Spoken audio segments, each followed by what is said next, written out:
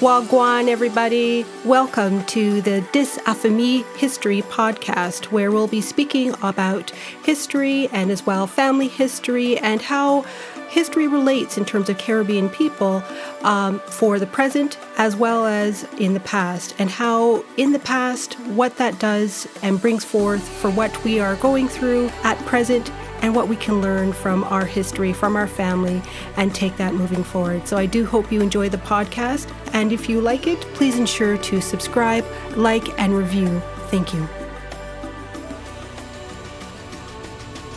In this episode, we're going to be speaking with Laban M'mbololo, who is an international best-selling author of 23 books, 5 currently published. He was an influencer and a #1 voice of sales, entrepreneurship, and financial independence, where he discusses the motivation, the inspiration to write his books. So let's have a listen.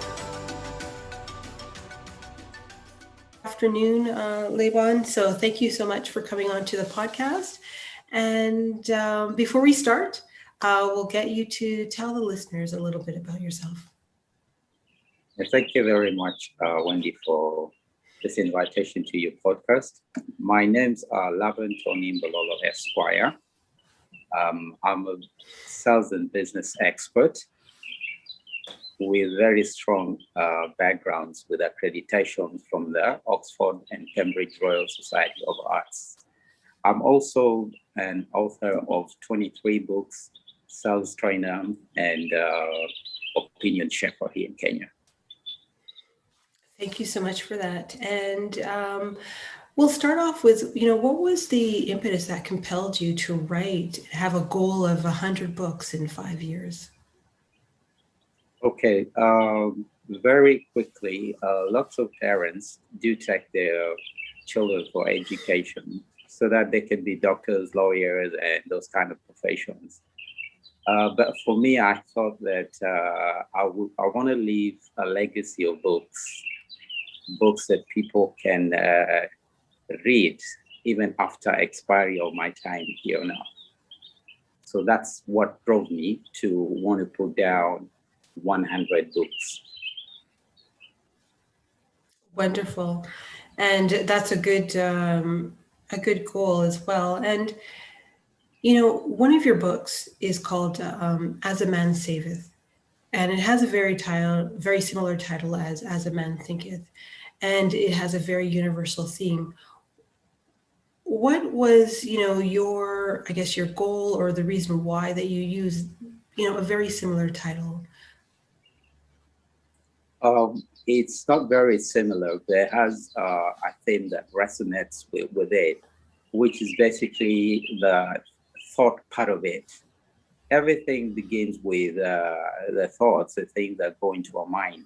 Mm-hmm. And the book itself actually prepares you and gives you firm background in terms of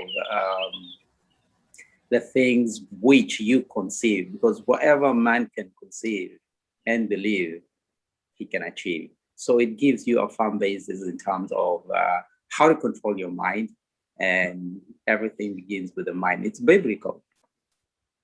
Very much so. It's very universal themes that you have in that particular book, right? So, which is, it can apply to any situation. You don't have to be a particular age.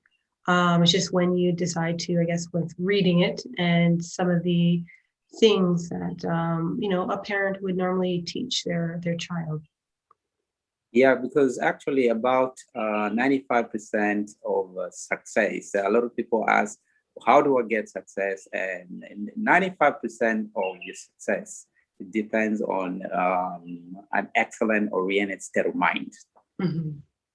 And that's what the books, ramages into its first part. It's divided into 3 parts, and the first part goes deep into that. It delves very deep into that. And then let's go in a little bit into the second part. So in the second part of that book, it's more, what is the theme there? Oh, the second part is now how to, devise, as the title says, as a Man Saveth. He talks about now how to save, saving methodologies that win the day. and how you can basically start it as a habit. Yeah. And habits, when you practice them long, they determine your success, because you don't determine your success, you determine your habits, which determine your success. Very true, very true. And then I guess the third part is just piecing all those things together. Yes, the third part is just how to put it into action. Perfect. And then because a lot go ahead. Because a lot of times what happens is we know all this, we've read, we've been told, we've been advised, but what separates the successful from the failures is taking action. Exactly. So the last part is putting it all together. Perfect. To get it to work for you. Yes, definitely. And so what books and authors have inspired you personally? Well, the top of the list is the Bible. And then there's David Schwartz with his book, The Atlanta Man. It's called The Magic of Thinking Big. Mm-hmm. This challenged me to the core and got me to expand my horizons. The third book is Autobiography of the Yogi by Yogananda Paramahansa. This is a book which was very instrumental in the thought pattern that Steve Jobs developed to create what he created. We know him best for the iPhone and the iPad. And this particular one was handed over in brown bags during his memorial service to all the attendees of that function. So that's actually what it meant to him. And then the last one is Secret of the Ages by Neville Goddard. And it's very much tied to the Bible. There's a verse, Galatians 6:7, which is you basically, man denies his harvest. Yeah. And what our harvest? We harvest what we think. It's the thoughts, the seeds that we plant, our thoughts. So we end up reaping exactly what we planted in the first place. So it's good to have good thoughts and ideas, because that's what we will generate in the end. So those books they changed my life, actually. Oh, wonderful. That's great. And what has been the most, I guess, successful book so far that you've published?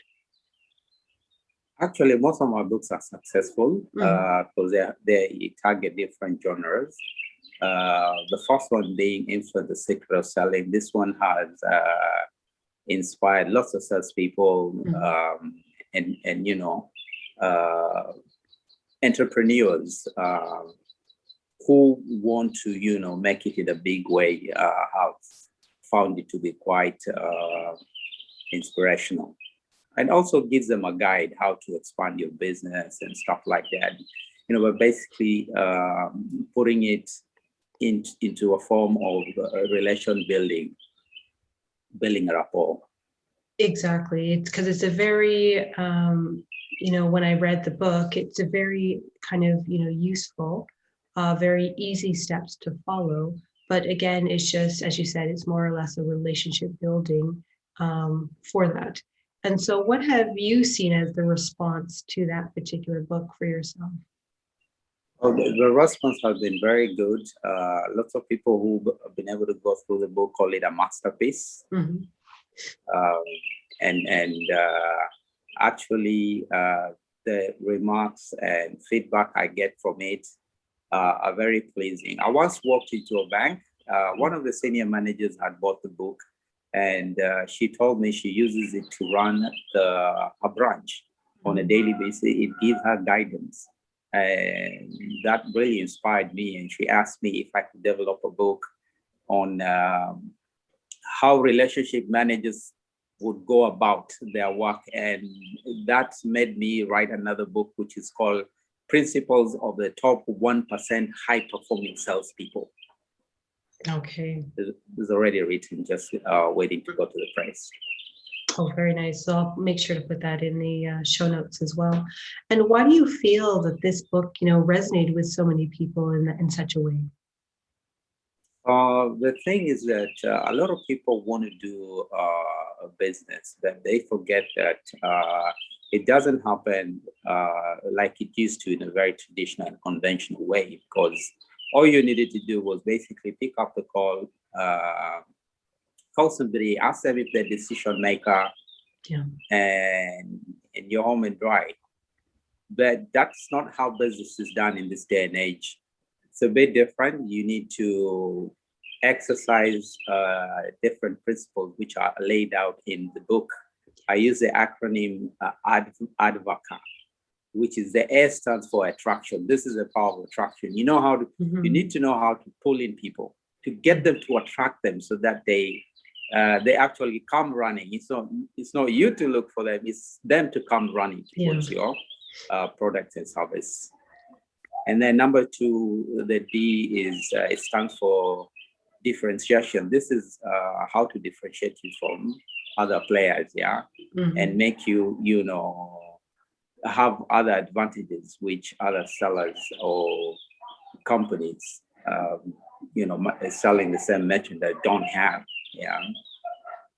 And then the V is for visibility. This is being visible, How do you become more visible than others? You stand tall so that when people want to make a selection, you stand out. So these are some of the things that you will see in this book. And the other thing is credibility, because you see, credibility is basically trust. Everything starts with trust. And without trust, people don't follow. Exactly. So it's very important that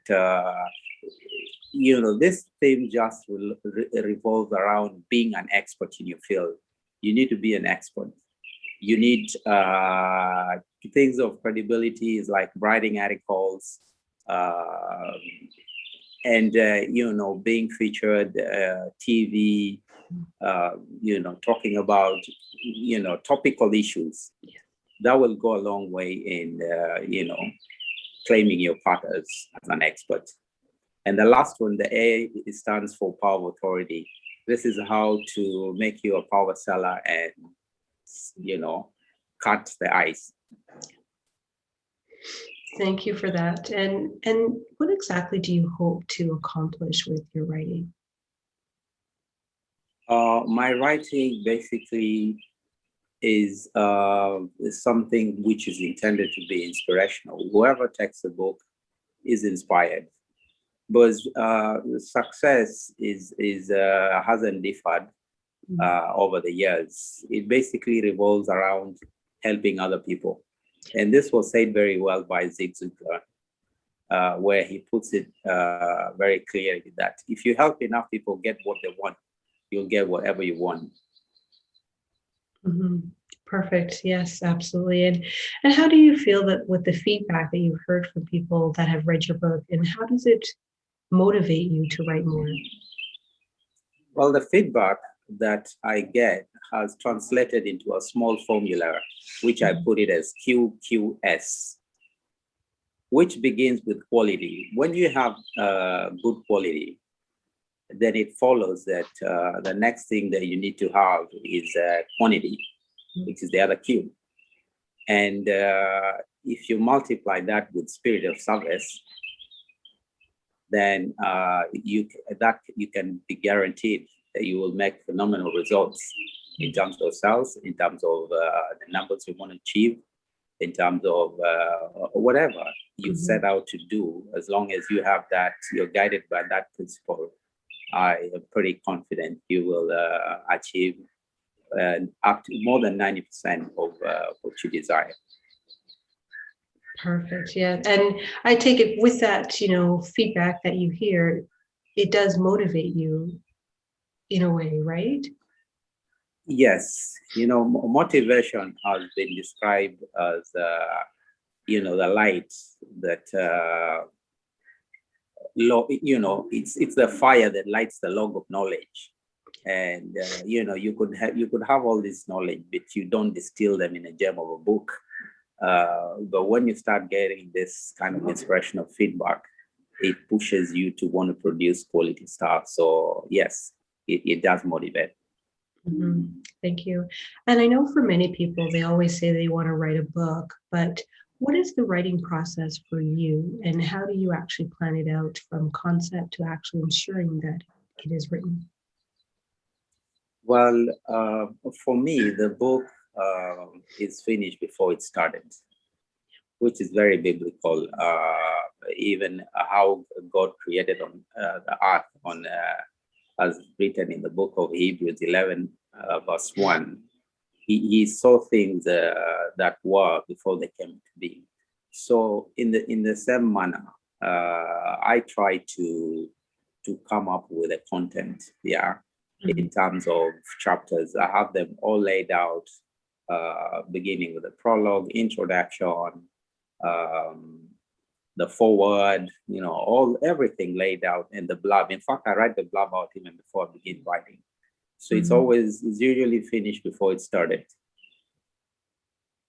Well, that's good. And then, when you're going through that to actually put pen to paper, do you actually just block off time or go to a secluded place to make sure that it is written? Well, I prefer very early morning between 3 to 5. The simple reasoning behind it is that during that time, there are no phone calls coming in, and status updates from Instagram, Facebook. So it's really a good time to knock it out. You're able to accomplish more. Perfect. And then currently, right now, you're with a publisher, and now you're going into the self-publishing route. Has this been a gradual process for you for being an entrepreneur? Yes, as a matter of fact, I began with a publisher that had been referred by a friend. And then I realized that, because you have to rely on royalty reports, which come after about a quarter. And if you needed to make some decision in terms of increasing the advertising expenses, or trying to make the book more visible, you wouldn't know. And 3 months can be quite a long time. So I decided to go the KDP way, because that one, again, you're able to see the results instantly. Thank you for that. And would you be able to tell our listeners, what are you working on currently? What is your current project that you're working on? Well, I have a myriad of books. I have 82 titles ready out of the 100 books that I'm writing. So I'm working on all of them. But currently I'm doing something quite exciting. I'm planning on a book that will talk about the next pandemic, predicts exactly when it will happen, and what people need to do to make sure that things don't happen and get us unawares like it did this time. Thank you. And finally, would you just share some thoughts, some words of inspiration for someone that is writing that novel that's brewing inside of them? Simply never give up. Whatever you produce, be it your first podcast, be it your first book, be it your first TV interview, watch it many times, look at areas you can improve. Never settle, because the moment you stop working on yourself, you stop growing and you start producing mediocre quality. So just keep on going and never stop. You will eventually achieve what you want. There is power in persistence and consistency. Perfect. Yeah, that's really great. And I'll make sure to put in the show notes that links to your book as well as to your website, so people can be able to go and do their own research. But again, I just wanted to thank you so much for your time and for taking the time to speak with me today. Thank you. I really appreciate it. Thank you very much, Wendy, for this opportunity, and looking forward to more exciting opportunities in the future. Thank you very much. Hoped you enjoyed this episode, and if you did, please make sure to like, follow, subscribe, and write a review for the episode wherever you listen to your podcast. Thank you.